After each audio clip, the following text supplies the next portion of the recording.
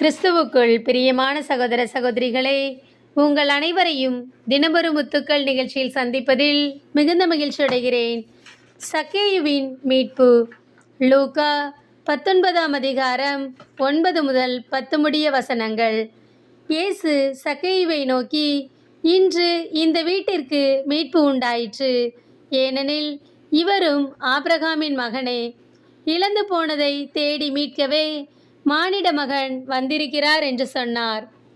இயேசு எரிகோவுக்கு சென்று கொண்டிருந்தார். அங்கே சக்கேயு என்னும் பெயருடைய செல்வர் ஒருவர் இருந்தார். அவர் வரி தண்டுபவர்களுக்கு தலைவர். அவர் இயேசு யார் என்று பார்க்க விரும்பினார். மக்கள் திரளாய் கூடியிருந்ததால் சக்கேயுவால் இயேசுவை பார்க்க முடியவில்லை. ஏனெனில் சக்கேயு குட்டையாய் இருந்தான். அவர் இயேசுவை பார்ப்பதற்காக ஒரு காட்டு அத்திமரத்தில் ஏறிக்கொண்டார். இயேசு அவ்வழியேதான் வரவிருந்தார்.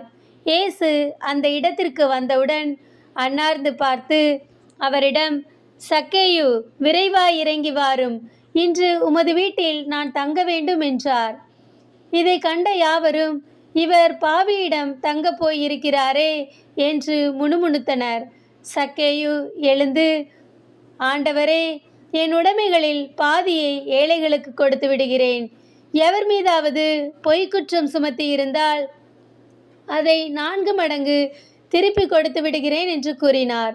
ஆம், சக்கேயு தன்னுடைய வாழ்வின் மனமாற்றத்தை ஏற்றுக்கொண்டான். சக்கேயுவின் வாழ்வை குறித்து நாம் பார்க்கும்போது இயேசுவை காண வேண்டும் என்னும் ஆர்வம் இருந்தது.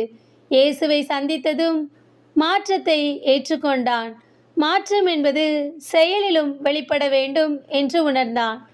மீட்பு என்பது பாவத்தின் அடர்த்தியை பொறுத்ததல்ல, மன்னிப்பு கேட்கும் மனிதரை பொறுத்தது என்பதை புரிய வைத்தான்.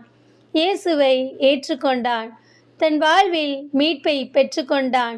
உயரத்தில் சக்கேயு குள்ளமாயிருந்தாலும் இயேசுவின் பார்வையில் உயரமானான்.